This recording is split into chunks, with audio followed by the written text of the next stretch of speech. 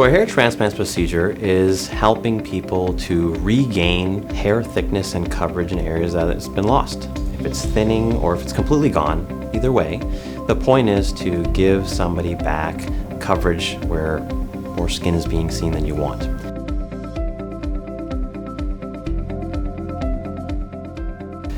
So hair transplant surgery has been around for a long time, and it's been through a lot of different decades of evolution. And sure, everybody knows about the word we don't like to use anymore, but plugs. That was what was being done a long time ago, and it ended up with pretty poor results for a lot of people.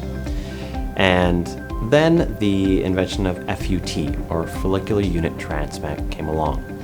And the idea was to only transplant into the scalp natural groups of hair, where only 1 or 2 or 3 hairs are growing out of one small piece of skin, putting that back into the scalp and letting grow that way, because that's the way actually they naturally grow out of the scalp. And so when we operate now under microscopes, we can see exactly how those hairs are coming out of the skin and preserve the way they're growing together. I like to refer them as like a family of hairs. In some cases, there's 1 or 2 family members of that hair unit. Sometimes there's 3 or 4. We never want to split that unit apart if we don't have to. And so we preserve that bundling as much as we can. So that's called a follicular unit. And the FUT, or follicular unit transplant surgery, was also referred to as strip surgery, where we actually take a strip of skin from the back of the scalp, take it out in one large piece, and use that to then slowly under the microscope divide out each little hair. And that's an older technique now.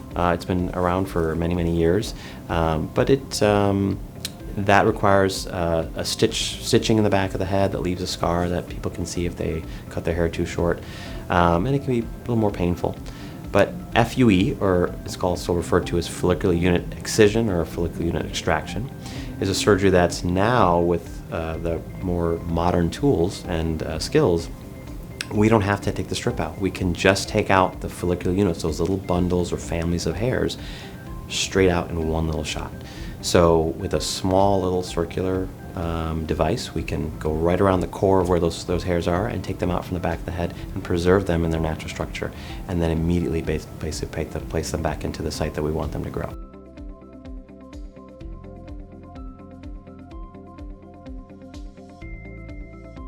When it comes to the question of who's a candidate for hair transplant, it's a bit of a complex question. That's really where the medicine comes in.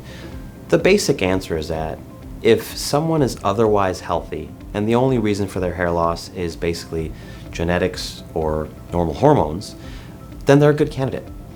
We always want to make sure that there's no other medical reason somebody's losing hair. Sometimes thyroid problems or diabetes or some sort of other tough therapy you've been through, like cancer, can cause those things, or some major scar or injury or surgery on the scalp.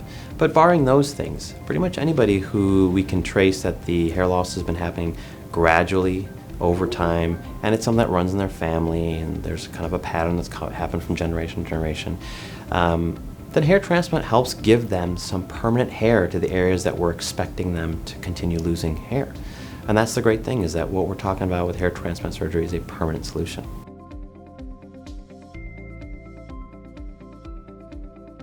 While there can be differences between male and female hair loss, sometimes we can actually find similarities.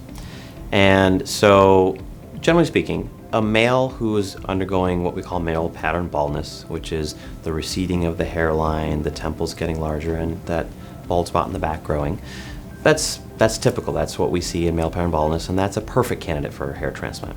Again, as long as medically they're otherwise healthy. Females also can have that type of hair loss, where we actually see the hairline receding, kind of getting higher, the temples starting to lose hair, and the forehead just kind of starting to look higher and higher and higher. Females with that kind of hair loss are a great candidate for hair transplant. Some females, however, have a more, what we call a global or diffuse pattern of hair loss, where kind of the entire scalp is losing hair at once. And the thing we have to look at is where, if that's happening and pretty much it's all the hairs on the scalp are undergoing loss, that becomes a little more of a difficult scenario that we need to talk more deeply about.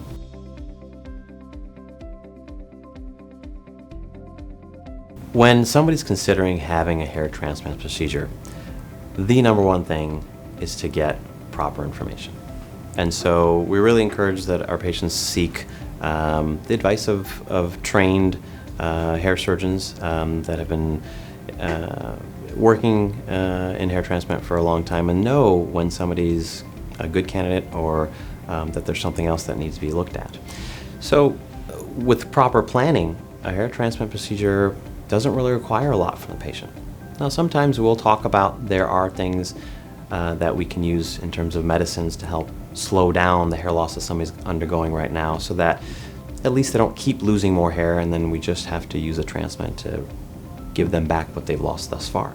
And I always tell people an ounce of prevention goes a long way. So if we can slow down what you're going through, it saves you from having to have as large a procedure or as many procedures in your life, which is always a benefit.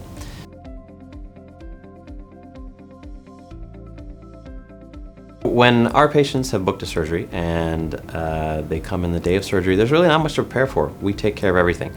So we have, luckily at Parsa Mohebi Hair Restoration, we have quite a few options for patients. For those that want, they can shave the hair so that the procedure is done that way. But many people don't, and so here at Parsa Mohebi Hair Restoration, we are the pioneers of the celebrity FUE, which luckily doesn't require you to shave at all.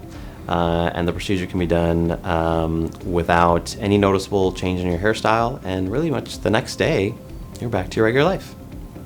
The day of the surgery, patients arrive at the center, and the staff is here to keep you comfortable the entire way. We get set up in the operating room, and all this is done under local anesthesia. So this is not like having a major surgery at the hospital. This is safe and easy and comfortable. And during the day, anything you need, we're all here for. But as the procedure progresses and the day comes to an end, we talk you through all the steps of how to keep yourself recovering well at home, what you should be doing to take care of, how to wash the hair, and you'll return the next day. We'll take care of teaching you in person how to wash and check on things.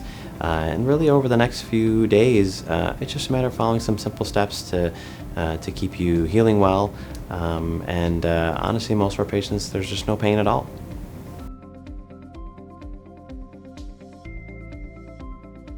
Everybody wants to know how soon they're going to see the results, because that's the most exciting part.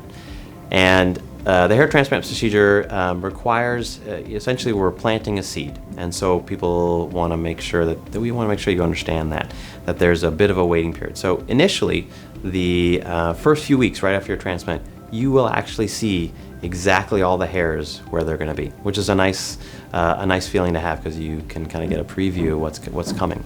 But it's normal for those hair follicles to then sort of go into a resting phase. They got to recover from the transplant procedure, so they'll go into a resting phase and they'll actually shed, which is completely normal. And so about 2 weeks after surgery, you're going to look exactly like you did before surgery. And those hairs start growing about 3 months later. Now they're growing in slow phases, so between 3 to 6 months, all those transplants are going to wake up and start growing.